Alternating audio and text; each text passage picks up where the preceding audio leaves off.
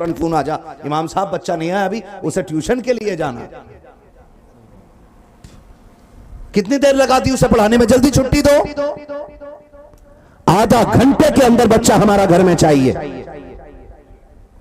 जब हमारे बच्चों को यह साफ दिखता है कि हमें कुत्ता बिल्ली पढ़ने के लिए 12 घंटे दिए जाते हैं, कुरान पढ़ने के लिए आधा घंटा दिया जाता है, तो सबसे ज्यादा अहम हिंदी इंग्लिश होती है, बाद में वक्त बचता है तो कुरान होता है। हाथ जोड़ के खुदा का वास्ता दे के कहता हो, अपने बच्चों को यह बता दो कि कुरान दुनिया की हर तालीम से ज्यादा अहम है, कुरान दुनिया की हर दौलत से ज्यादा बड़ी दौलत है, कुरान दुनिया की सारी किताबों से सबसे बड़ी किताब है, कुरान हर किताब से अफजल है। अपने बच्चों को यह बता दो, जान जाए तो जाए लेकिन कुरान हाथ से न छूटने पाए। अपने बच्चों को कुरान का एहतराम इतना सिखा दो ताकि आने वाली नस्लों को कुरान पढ़ने का हुनर आ जाए, कुरान सीखने का हुनर आ जाए।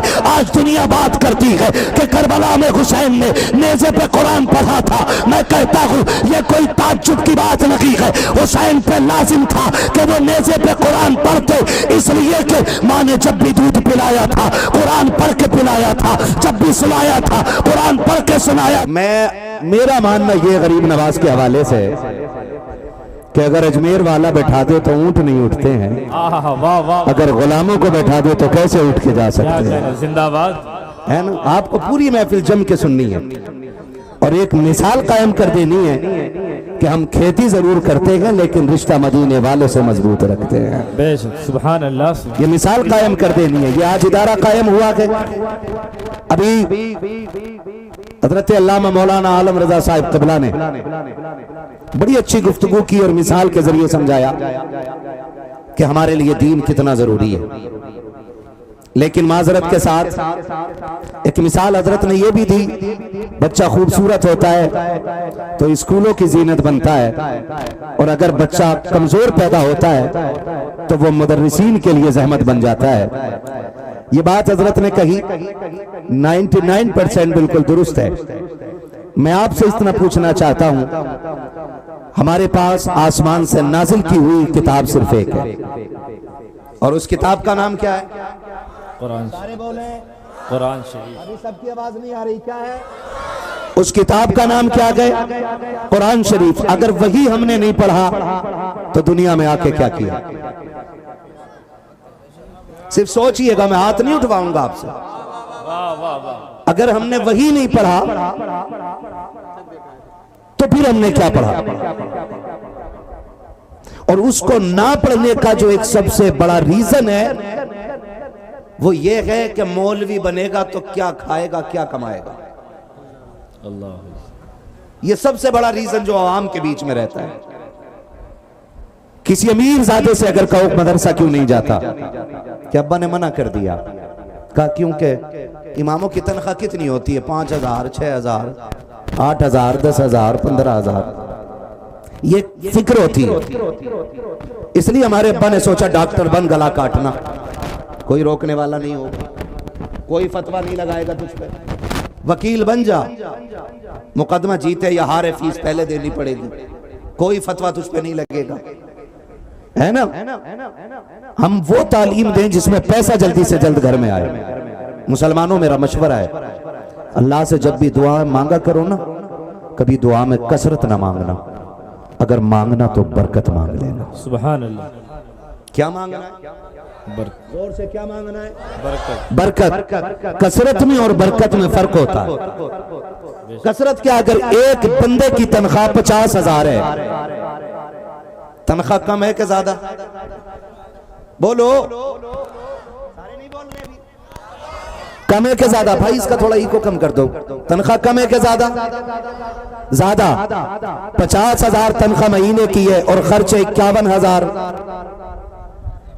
गरीब रहेगा कि अमीर है? हाँ जी, समझ गए इतनी बात। तनख्वाह 50,000, खर्च 51। बंदा गरीब है कि अमीर? तनख्वाह 15,000, खर्च 14,000, बंदा गरीब है कि अमीर? कैसे? उधर घट रहे हैं, इधर। इतनी बात समझ में आ गई? उधर घट रहे हैं, इधर बढ़ रहे हैं। अगर किसी के जहन में ये बात रहती है कि बेटा मौलवी बनाएंगे तो 10,000 15,000 कमाएगा, तो कान खोल के सुन और जांच चेक कर ले। मैं मस्जिद का 6,000 तनख्वाह लेने वाला इमाम लेके आऊं, तू 80,000 कुर्सी पे बैठ के कमाने वाला मुलाजिम लेके आ। दोनों के चेहरे मिला के देख, दोनों के कपड़े मिला के देख, किसके चेहरे पे नूर ज्यादा है, किसकी जिंदगी में शऊर ज्यादा है। फिर खड़ा करके देख ले और फैसला कर कि इनमें अच्छा कौन है। खुदा की कसम 6,000 कराने वाले इमाम को देख के ये कहना पड़ेगा कि खुदा की कसम जो दुनिया के दरवाजों से 70,000 कमाता है, उसके चेहरे पे वो नूर नजर नहीं आता जो हुजूर की चौखट के फकीर के चेहरे पे नजर आया। नारे तकबीर, जरा हाथ उड़ा के बोले नारे तकबीर, नारे रिसालत, जलसे दस्तार बंदी, हजरत अल्लामा मुफ्ती हम्माद रजा साहिब किबला, नारे तकबीर। अगर ये सोचते हैं हम, अगर ये सोचते हैं पैसा कम मिलेगा, तो बताओ पैसा बड़ी चीज है कि इज्जत? सारे बोलो इज्जत। इधर वाले चेयरमैन भी बोल दें क्या? पैसा बड़ा के इज्जत। आदमी पैसा इसलिए कमाता है कि चमक दमक पैदा करे, और चमक दमक इसलिए पैदा करता है कि लोग देखें, और लोग देखें फिर ये कहें यार इसका जवाब नहीं। इतना करने के लिए ना 3-3 पुश्ते जमीन में घुसड़ जाती हैं, तब जाके कोई 2 बंदे सलाम करते हैं। मैं कहता हूं बेटे को एक को कुरान पढ़ा के देखो, दुनिया के किसी कोने में जाएगा ना, किसी मंत्री को इतना सलाम करने वाले नहीं मिलते जितना कुरान वाले को सलाम करने वाले मिल जाते। सुभान अल्लाह, सुभान। तो आप किस चीज को तलाश कर रहे हैं? जिंदाबाद। और हम इस चीज के, हमारी जमात इस चीज की मुखालिफ नहीं कि हमारी जमात में IAS ना हो, IPS ना हो। हम इस चीज का इनकार नहीं करते कि मत पढ़ाओ बिल्कुल बच्चों को। हम तो ये कहते हैं हमारा बेटा डॉक्टर बने, लेकिन डॉक्टर बाद में बने, मोहम्मद अरबी का गुलाम पहले होना चाहिए। सुभान अल्लाह, वाह वाह। हमारी ये फिक्र रहती है क्या कि हमारे बच्चों को दीन आना चाहिए, हमारे बच्चों को कुरान आना चाहिए। बात कड़वी होती है, कलेजे फट जाते हैं, बर्दाश्त नहीं होता। लोग कहते हैं मौलवियों को हसद होता है, साकिब हसद नहीं होता है। हमने डॉक्टरों की अंदर की जिंदगी देखी है। अभी कुछ दिन पहले मेरे करीबी रिश्तेदार की बात है, इंतकाल वो 24 घंटे से ज्यादा हो गए थे, वेंटिलेटर पे रख करके उसको सांसें दिलाई जा रही थी, सिर्फ इसलिए कि पैसा ज्यादा से ज्यादा लूटा जा सके। मैं पूछना चाहता हूं, ऐसी तालीम पे लानत भेजते हैं जो इंसानियत का जनाजा निकालते, हम ऐसी फिक्र को ठोकर मारते हैं जो गरीबों का पसीना निचोड़ के रख दे।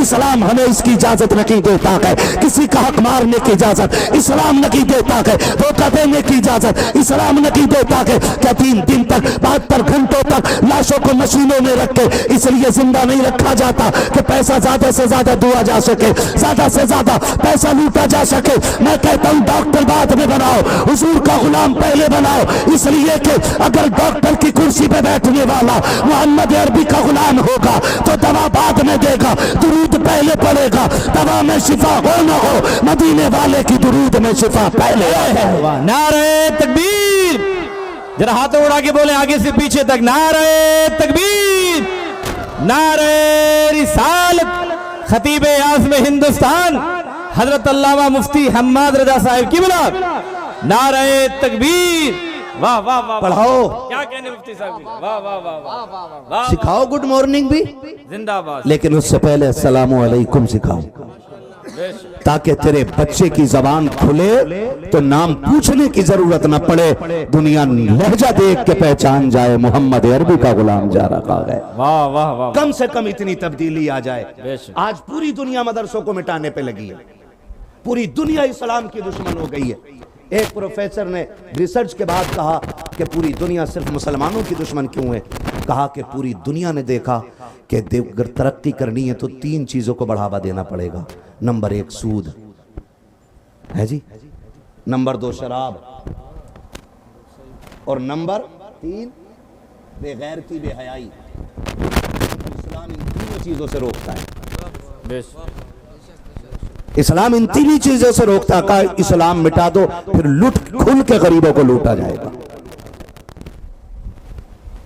बेटियों से चिढ़ क्यों?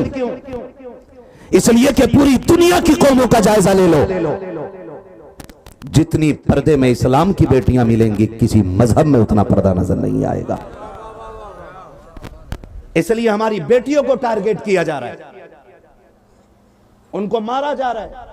परसों की रिपोर्ट है, परसों 24 घंटे के अंदर 10 से ज्यादा मुस्लिम बच्चियों को कत्ल किया गया है। अल्लाह। उनमें वो भी शामिल हैं जिन्होंने गैरों से निकाह करने का इनकार कर दिया, और वो भी शामिल है जिन्होंने गैरों से निकाह कर लिया। लेकिन अभी हमारी खसाबी पे फर्क नहीं आया है, अभी हमारी मूंछ का चिराग नीचे नहीं हुआ है, अभी हमने अपनी अना का गला नहीं घोटा है। क्यों? क्योंकि अभी आग हमारे घर तक नहीं आई है। अगर अब भी बेदार नहीं हुए तो फिर बहुत ज्यादा इंतजार करने की देर नहीं है, थोड़ी देर लगने वाली है कि यह आग आपके दरवाजे तक आने वाली है। अब भी जाग जाओ और उस रविश पे आ जाओ जो रविश मजहब इस्लाम ने अता की है। बुरा ना मानिएगा, हमारे मदरसों को नुकसान इतना गैरों से नहीं पहुंचा जितना अपनों से पहुंचा है। सही। चलो मेरे साथ कोर्ट में तुम्हें दिखाऊं। मदरसों के खिलाफ अगर मुकदमे सबसे ज्यादा किसी ने किए हैं तो मुसलमानों ने किए।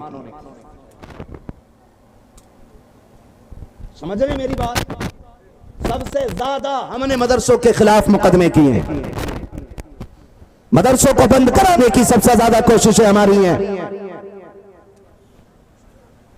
हम एक मौलवी से नफरत करके इतने गिर गए कि हमने नबी के घर में ताला लगवा दिया। फैसला कर, कौसर का मालिक कौन है, महशर का मालिक कौन है, जन्नत का मालिक कौन है, पुलसिरात से कौन गुजारेगा? तो सबका एक ही जवाब होगा कि जो पुलसिरात पार कराएगा वो कोई और नहीं, ज़हरा का बाबा होगा। अगर सब कुछ हुजूर करेंगे तो फिर हुजूर से बिगाड़ के जाना किधर है? कोई दर है ऐसा जो हुजूर के बाद हमारे लिए खुलता नजर आए? कोई मददगार है ऐसा? ये मंजर भी कयामत में नजर आएगा। सबने सफे महशर में ललकार दिया हमको, ए बेकसों के आकाब तेरी दुहाई है। आखिर में पलट के सबको हुजूर की चौखट पर जाना है। तो फिर मदरसों से दुश्मनी कैसी, मदरसे वालों से इख्तिलाफ कैसा? पहली वजह यह कि जो मदरसों में हम नहीं पढ़ाना चाहते बच्चों को, हम ये सोचते हैं कि इसमें पैसा नहीं है। इसमें पैसा भले कम है लेकिन रब ने इसमें इज्जत में हिसाब रखी हुई है। बेशक, सुभान अल्लाह। तो इज्जत के लिए कम से कम बच्चे पढ़ाएं। दूसरी वजह बताओ, बता दूं, नाराज तो नहीं हो रहे चचा? हो गए भी तो क्या बिगाड़ लोगे? मौलाना रिजवान से बाद में हिसाब लेना। कितना कड़वा मौलवी वक्त बुलाया था कि जन्नत बांट के ही नहीं गया। न जन्नत इनके बाप की है न मेरे बाप की है, जन्नत रसूल पाक की है जी। जो उन्हें राजी कर ले वो जन्नत का हकदार हो जाएगा। ये सारा अपना अपना मसला है, तवज्जो है ना सारे लोगों की। दूसरी वजह ये, हमारे बच्चे भी खुद नहीं पढ़ना चाहते। क्यों? क्योंकि हमारे बच्चे देखते हैं कि मौलाना आए थे इमाम साहब, हमारे अब्बा ऐसे टांग पे टांग रख के बैठे रहे हो, कह रहे कहो हाफिज जी कैसा आना हुआ। तो बच्चा सोचता है इसमें कोई वैल्यू नहीं है। क्या कहने, हमारा अब्बा तो निरा चोर है, पड़ोसी की मेंढ काट डाली, सब सगे भैया की दुकान की बेईमानी कर ली, वो इमाम के लिए नहीं उठ रहा है। तो इसमें इज्जत क्या होगी? जो बची कुची थी ना वो हमने ऐसे खत्म कर दी। हम कह रहे हैं ये ज़कात खाने वाले लोग हैं, ये खैरात खाने वाले लोग हैं, ये चंदा खाने वाले लोग हैं। अल्लाह की इज्जत की कसम खा के कहता हूं, मौलवी तुम्हारी खैरात पे नहीं पलता, मौलवी जितना भी पलता है मदीने वाले की दर की खैरात पे पलता है। अगर ये जहन में नजरिया हो तो बदल दीजिए। अपने बच्चों के सामने उलमा की इज्जत किया करो। हम अंदाजा लगा लेते हैं, हमें अब्बा का बायोडाटा पूछने की जरूरत नहीं पड़ती। जिस घर का बच्चा सलाम करता है हम समझ जाते हैं इस घर के अंदर कुरान वालों की इज्जत की जाती है। इसलिए कि बच्चा वही करता है जो माँ बाप को करते हुए देखता है। हमारे बच्चे वो नहीं करते जो हम कहते हैं, हमारे बच्चे वो करते हैं जो हमें करता हुआ देखते हैं। क्या? जो हमें करता हुआ देखते हैं वो करते हैं हमारे बच्चे, जो हमें करता हुआ देखते हैं। हम अपने बच्चे से कह रहे हैं बेटा झूठ मत बोलना। हमने बच्चे से कह दिया, थोड़ी देर के बाद ना कोई आ गया कर्जे वाला, उसने गेट बचाया। कहा कौन है? बेटे को पूछा, पूछ क्या कौन है? उसने बताया फला है। कहा ओहो पैसे लेने आया। बेटे से ही कह रहा जाओ कह दो अब्बा घर नहीं है। अब बेटा सच्चा बनेगा कि झूठा? बोलो, टेंशन में आ रहे हो? ये सच्चाई है। फिर हमारी औलाद झूठी बन जाती है। अपने बच्चों के सामने कुरान वालों की इज्जत किया करो, एहतराम किया करो। हमारे दिल में कुरान की वैल्यू क्यों नहीं? हाँ, पड़ जाएगा। 18 घंटे हम हिंदी इंग्लिश को देते हैं और सिर्फ 35 मिनट देते हैं कुरान वालों के लिए। उसमें भी 5 मिनट लेट हो जा फौरन फोन आ जा, इमाम साहब बच्चा नहीं आया अभी, उसे ट्यूशन के लिए जाना। कितनी देर लगा दी उसे पढ़ाने में? जल्दी छुट्टी दो। आधा घंटे के अंदर बच्चा हमारा घर में चाहिए। जब हमारे बच्चों को यह साफ दिखता है कि हमें कुत्ता बिल्ली पढ़ने के लिए 12 घंटे दिए जाते हैं, कुरान पढ़ने के लिए आधा घंटा दिया जाता है, तो सबसे ज्यादा अहम हिंदी इंग्लिश होती है, बाद में वक्त बचता है तो कुरान होता है। हाथ जोड़ के खुदा का वास्ता दे के कहता हूं, अपने बच्चों को यह बता दो कि कुरान दुनिया की हर तालीम से ज्यादा अहम है, कुरान दुनिया की हर दौलत से ज्यादा बड़ी दौलत है, कुरान दुनिया की सारी किताबों से सबसे बड़ी किताब है, कुरान हर किताब से अफजल है। अपने बच्चों को यह बता दो, जान जाए तो जाए लेकिन कुरान हाथ से न छूटने पाए। अपने बच्चों को कुरान का एहतराम इतना सिखा दो ताकि आने वाली नस्लों को कुरान पढ़ने का हुनर आ जाए, कुरान सीखने का हुनर आ जाए। आज दुनिया बात करती है कि करबला में हुसैन ने नेज़े पे कुरान पढ़ा था। मैं कहता हूं यह कोई ताज्जुब की बात नहीं है। हुसैन पे लाजिम था कि वो नेज़े पे कुरान पढ़ते, इसलिए कि मां ने जब भी दूध पिलाया था कुरान पढ़ के पिलाया था, जब भी सुलाया था कुरान पढ़ के सुनाया था। जब मां फातिमा होती है तो बेटे हुसैन बन के नेज़े पे कुरान पढ़ा करते। वाह वाह वाह, नारे तकबीर, नारे रिसालत, नारे हैदरी, नारे हैदरी। हजरत अल्लामा मुफ्ती हम्माद रजा साहिब किबला, नारे तकबीर। दीन इतना हल्का नहीं जितना समझ रखा। एक बात बताओगे आप मुझे, मोटी मोटी बात है, और इंशाअल्लाह हर बंदा जवाब दे देगा। दे देंगे ना? जवाब दीजिएगा समझ में आ जाए तो।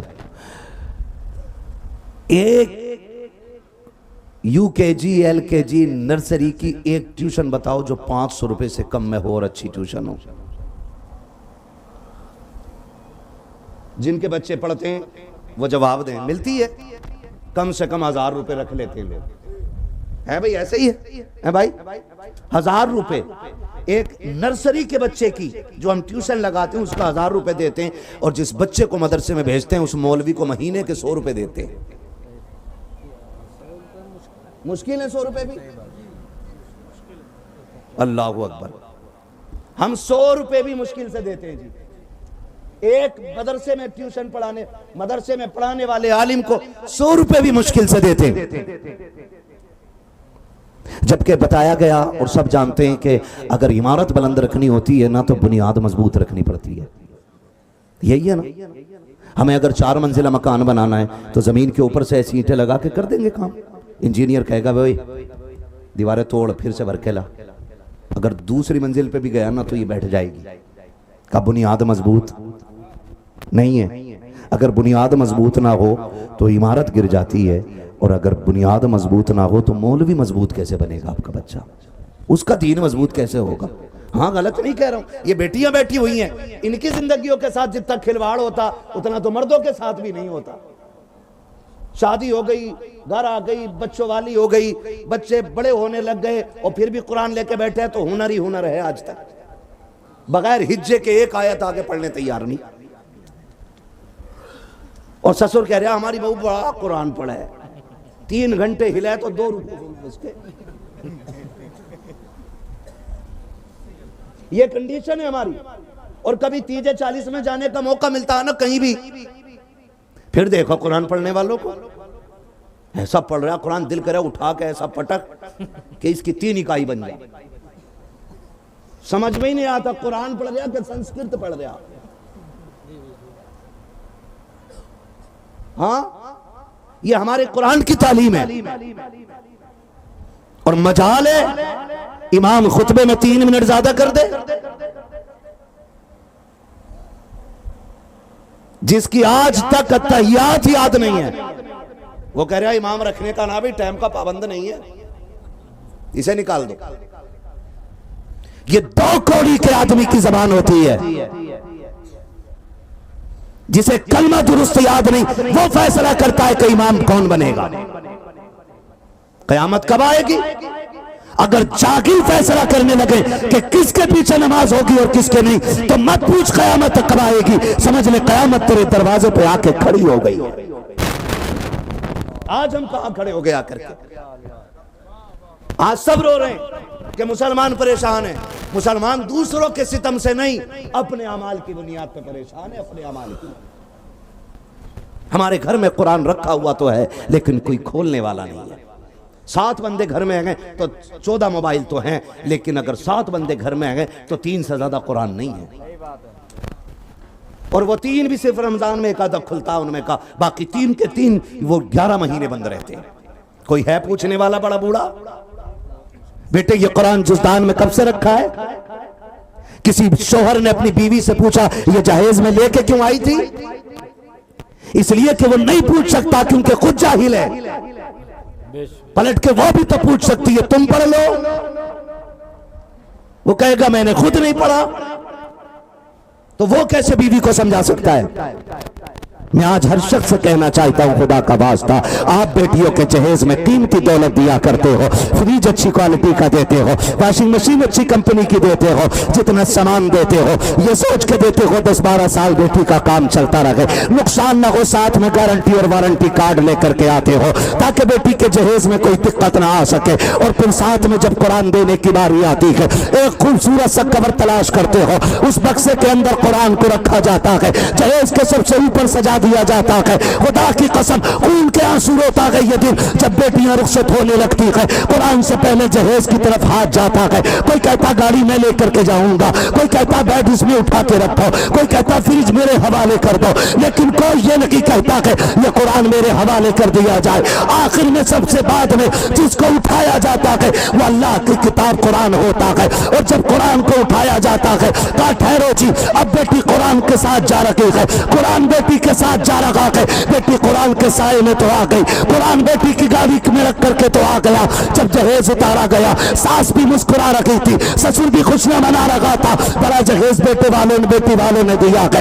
इधर देखो दीवान का जवाब नहीं है, उधर देखो बेड का जवाब नहीं है, अलमारियां तो क्या है, पूरा फर्नीचर दे दिया है, सारे खुश हो रखे हैं। आखिर में एक बंदा कुरान लेके अंदर आता है, ये कुरान किधर रखा जाए। जैसे कुरान घर में आता है, सास का चेहरा उतर जाता है, ससुर कहता है इसको यहाँ क्यों लाए हो, घर में पहले से कई कुरान है, जाओ इमाम साहब को जाकर के दे दो, मस्जिद में रख दिया जाए ताकि किसी के काम आ जाए। अल्लाह की कसम खा के कहता हूँ, अगर कुरान से ज्यादा जगह घरों में जगह इसकी हो जाए तो समझो कयामत दूर नहीं है, कयामत तुम्हारे दरवाजों पे आ गई है। अगर चाहते हो कि जिंदगी आबाद हो जाए तो दौलत को ठोकर मारो, कुरान को सीनों से लगाना शुरू कर दिया। नारे तकबीर, जरा हाथों उड़ा के बोले नारे तकबीर, नारे रिसालत।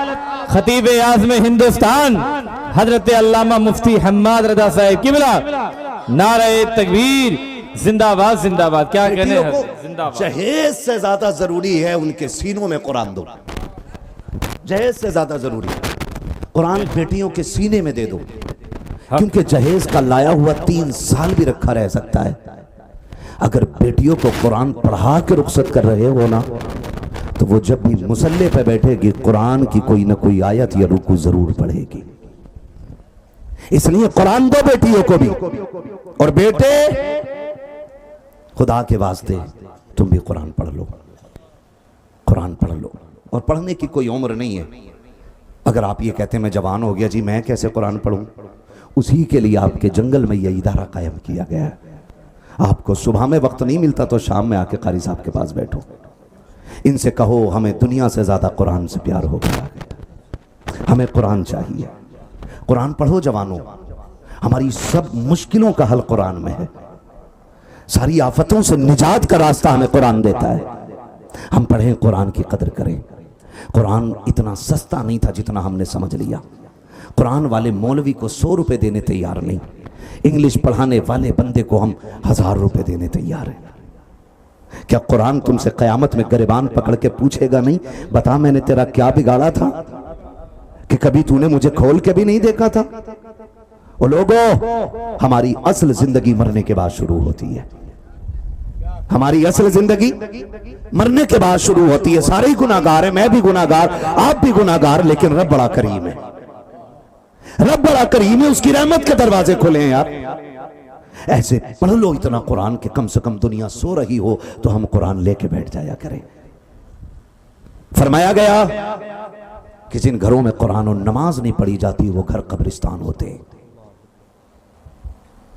हाँ, और जिन घरों में रात के सन्नाटे में तिलावत की जाती है वो घर आसमानों से भी साफ नजर आया करते हैं। ये लाइट आसमान तक जाते जाते खत्म हो जाती है, ये रोशनी खत्म, अंधेरा।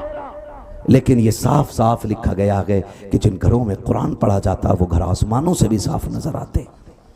कितने लोगों ने तैयारियां की, वजह सिर्फ क्या है कि नहीं हाफिज जी तो यहीं रहते हैं, इसकी क्या अहमियत है, इसकी क्या वैल्यू है। इसकी अहमियत पूछनी है तो पूछ मेरे मौलाए कायनात से, जिन्होंने इस कुरान को बचाने के लिए खानदान कुर्बान करा दिया। अगर इस कुरान की हमें पूछनी है तो पूछ बद्र के 313 सिपाहियों से कि ये कुरान हम तक कैसे पहुंचाए।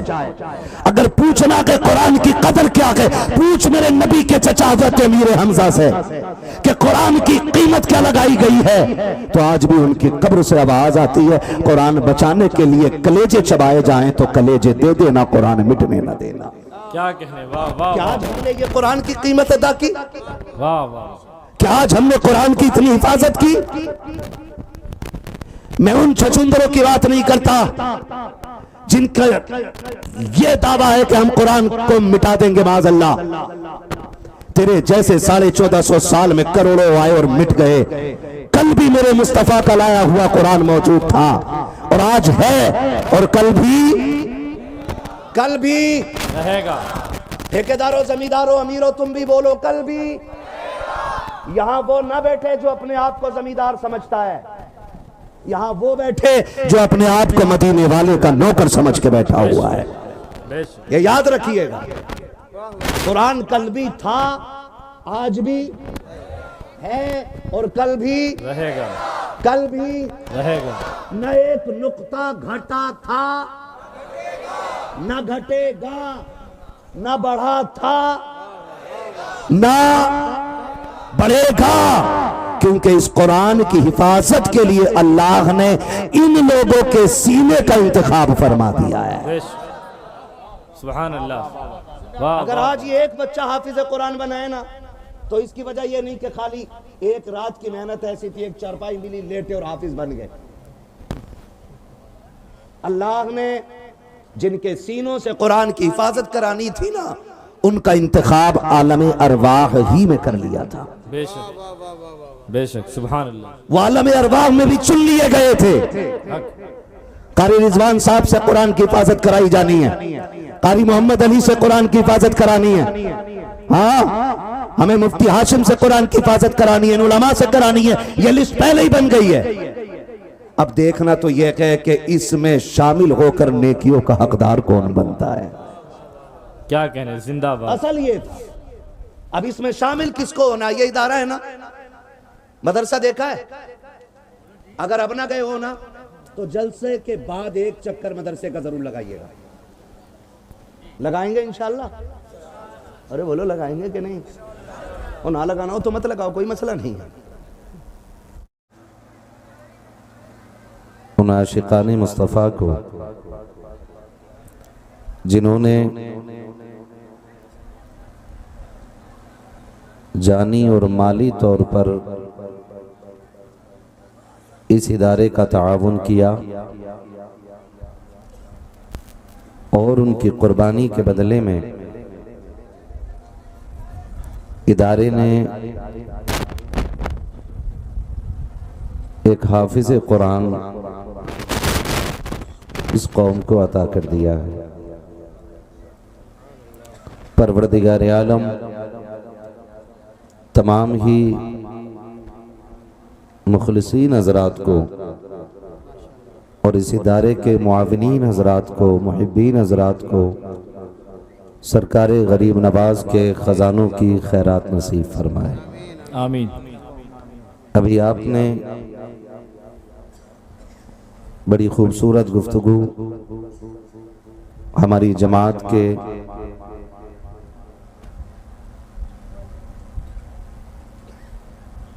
एक बुज़ुर्ग आलिम दीन हज़रत अल्लामा मौलाना आलम रज़ा साहिब क़िबला से समाअत फरमाई। बहुत कम वक्त में एक बड़ा सबक उन्होंने कौम के हवाले किया। करीम रब की बारगाह में दुआ है कि मौला करीम हमें हज़रत की गुफ्तगू पे अमल करने की तौफीक अता फरमाए, आमीन। मिंबर रसूल पर उलमाए अहले सुन्नत का नूरानी काफ़िला जलवगर है। कई सारे मुफ्तियान इकराम, उलमाए इज़ाम, हुफ़ाज़ व क़ुर्रा, अइम्मा जलवगर हैं। फ़र्दन फ़र्दन सबका ज़िक्र मेरे लिए बड़ा मुश्किल है। बस इतना समझ लो कि जो ज़र्रा जिस जगह है वही आफताब है। इस जमात के हवाले से आप इतना याद रखें कि अल्लाह ने इस जमात को वो शरफ़ बख्शा है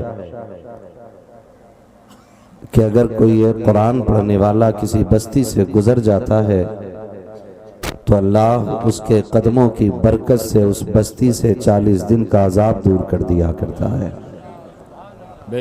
आप अंदाज़ा लगा सकते हैं अगर पढ़ने वाले को अल्लाह ने ये शरफ़ बख्शा है तो पढ़ाने वालों को अल्लाह ने कितना बुलंद मकाम अता फरमाया होगा।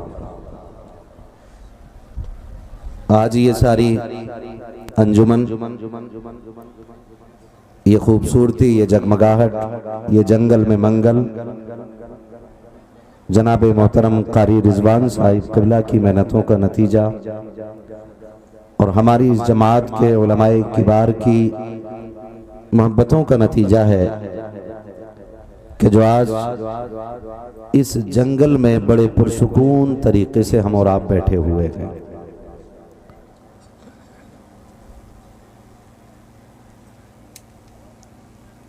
यकीनन थोड़ी देर के बाद वो अजीम तोहफा जो इदारे ने हमें अता किया है उस खूबसूरत चेहरे की भी ज़ियारत हम और आप करेंगे।